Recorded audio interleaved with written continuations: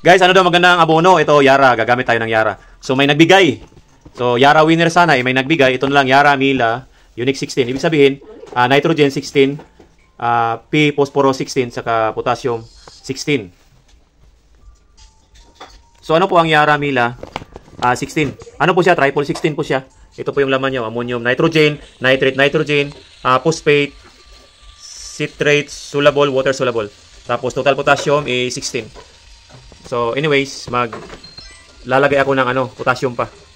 So, mag-add tayo ng potassium, guys. Ito, 0060. So, meron tayo ditong planters naman, planters. Ito yung niya. Ito yung potassium. Pampabunga po ito. Pampabunga natin. Pampataba ng mga seeds. So, 1:1 tayo, mga kakao-lover. So, yung putas ko, binus ko yung putas niya. Yung potassium ng NPK. NPK po yung yung Yara Mila Unique 16. Pampabunga ngayon. Tapos gumawa tayo ng sling bag. Ganito po. Kasako rin ito. Sling bag po yan. Tapos sa isang ganito, 1/4 kilo. Mas mabigat po siya. Sa isang lata, tinimbang ko 1/4 kilo siya. Kaya kailangan natin sa isang puno, mga 250 to 300 grams. Depende po sa laki. Tulad yan, marami na po siyang bulaklak. May mga cheryl po siya. Pero niya ngayon, schedule po niya ngayon. Kaya abunuhan natin. Tsaka ibabaunin naman natin. Matagal pa siyang ma-absorb ng tanim. Tsaka malayo, 1 meter.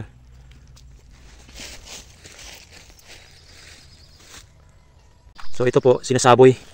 Pinapaikot po sa puno. Sa paligid ng puno. 1 meter po. Huwag po kayong gumamit ng ganyang technique. Kasi masasayang yung abono natin. Mahal pa naman abono ngayon. So dapat po is ibabaon talaga natin. Masasayang yun. Hindi ma-absorb lahat ng kakao kasi minsan umuulan. Minsan umiinit. Nabubulatile po. Dapat magdig talaga tayo. 1 meter. Dito. Punta rito. Hanapin natin yung mga ugat-ugat niya, maliliit. 1 meter meron na yan. 4 na butas, kung pwede. Parang na rin to. Parang cultivation na rin siya. Labaon sa ilalim, yan. Tapos sabay, lagyan lang ganito. Yan. Hatiin mo, 4 na butas.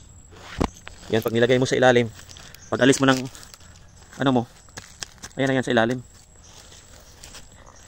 Gamit ng butas, sabay linis ng pala. Yan. Nasa ilalim pa yan. So yan po yung puno.